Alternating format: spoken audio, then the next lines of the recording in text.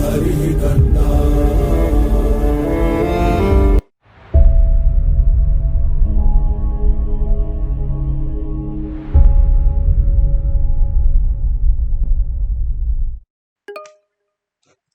So let me type so example, this is example, so 3, so fig and then x to object creation, so plt dot subplots back to wo object oriented style. Then let me make up a data, so t is equals to np dot linspace and 0 to 3 and how many fractions I want, 48 40 approximately, and then I'm gonna print t and see the data that I made up. Okay, yeah, so this is what the data I made up. So now let me remove this, it's no more required now. So let me take the g value, that is minus 9.81 and v0 is equals to 12. Okay, initial velocity. So now let's take few more things. So z is equals to, going back to the physics, z is equals to g times t square plus initial velocity times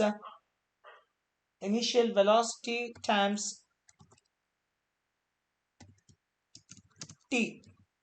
So z is height, so height is equals to gt square plus vt, or z is equals to gt square, oh sorry, we have to write of gt square, it's not gt square by 2, so we have to go for the of gt square.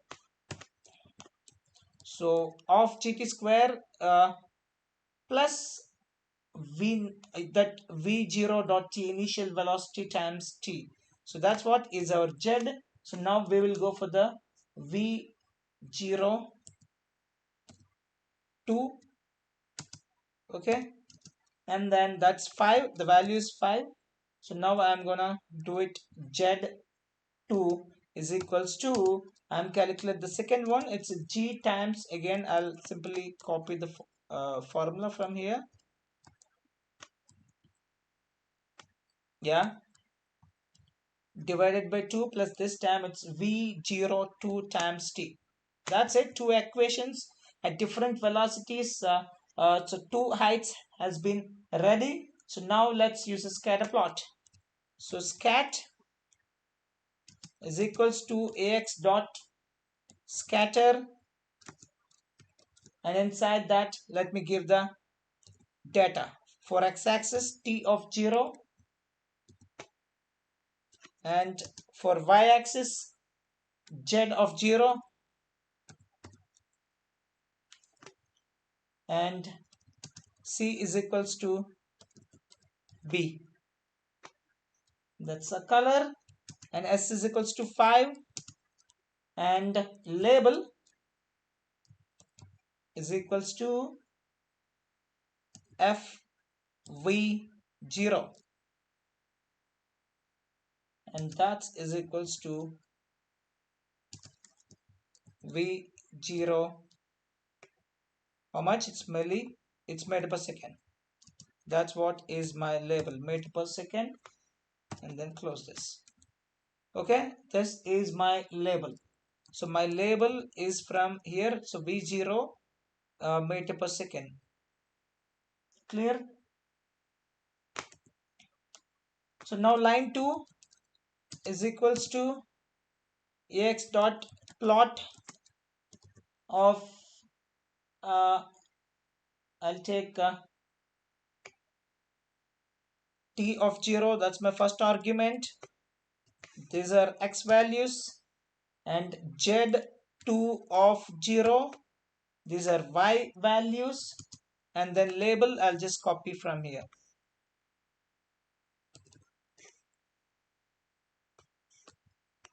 Okay, and it's v02. Rest all remains same. Label v02. But only thing that I need to add is in entirety. So I want to add a 0 of, yeah. So rest all fine. I don't think any parenthesis or bracket issue. So this is a line is also set. Now ax dot set. So x lim, I have to set the x limit value. So x limit is between 0 to 3. That's x axis limit is 0 to 3. And y lim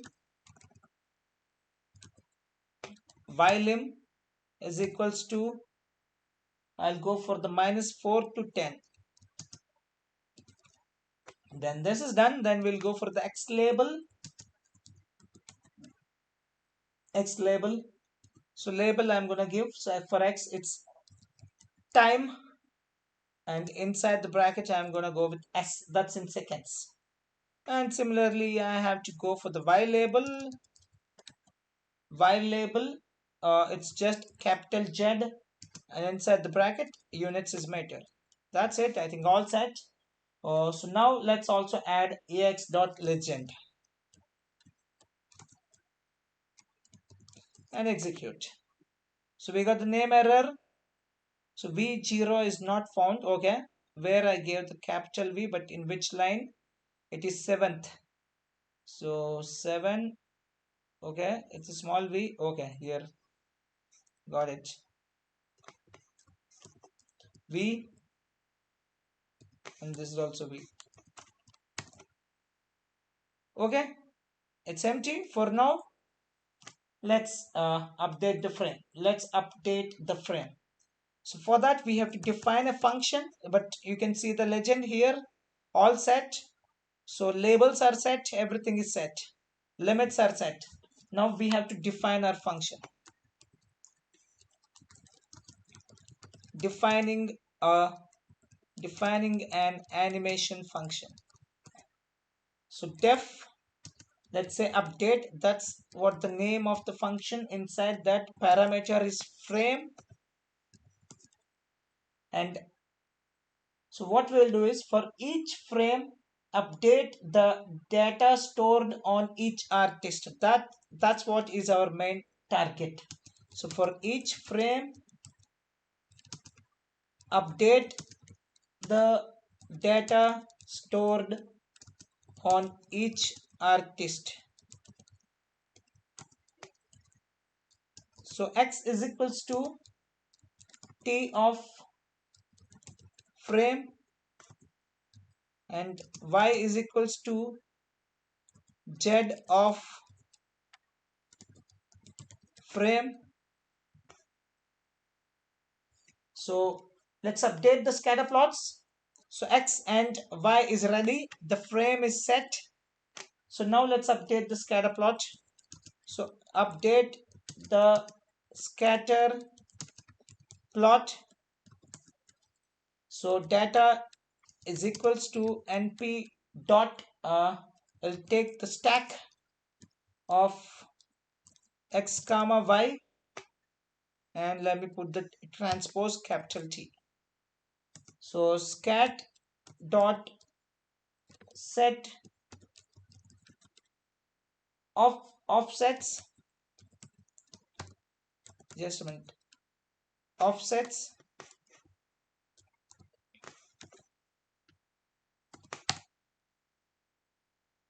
and I'm gonna give data. Okay, it's done. So now let's update the line plot. The scatter plot has been updated. So now let me update the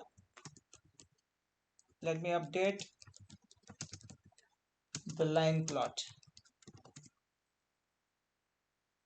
So line 2 dot set. So let me set the x data, and it's t of, I'll go for the frame. And similarly for line 2, let's set y data and t oh sorry, this time on y it's z2 of z2 of frame. Oh, that's it. So now what you want to return? So I want to return both the things, scat as well as line 2. Okay, so here I'm gonna add a return a tuple that consists of a scat as well as line 2. So now the returning our function is ready. So let me execute and check the function status. Okay, no issue with the function. So function has been created. So now let's call the function many times. Let's call the function. So any, that's animation shortcut. So animation dot, I'll use animation. Oh sorry, this time I'm going to use function animation. Sorry, we are doing function animation. Sorry, FuncAnimation. Then the first argument is fig. Fig is equals to, I'll say fig, because that's what we have given here. You see that it's a fig. So the same thing I have mentioned here. Fig is equals to fig. Then func, just update the function, and frames, total frames of 40, and interval is equals to 30. Okay, that's it. And it's time to build the show. PL2 PLT show. Before I show this animation, so let me add one more piece of code. That's percentage of matplotlib and tk. I just want to tk. So let me cross check each and every code. So fig x2 objects were created, then our data points, the first array, and then g initial velocity, and these are the two equations, and then scatter plot 1, then line plot, scatter line, and then I have created my update function, and inside that I have attached both, and returning scat and line 2, and then finally I'm calling my animation. So I'm calling my function repeatedly so that I can have a animation. So let me execute and see what's going to happen. Yes, that's it. Fantastic. Can you see that? This is what the animation I'm talking about. So when you throw a body from a certain height, so this is going to happen. If the initial velocity is 12 meter per second, so this is the flow of that.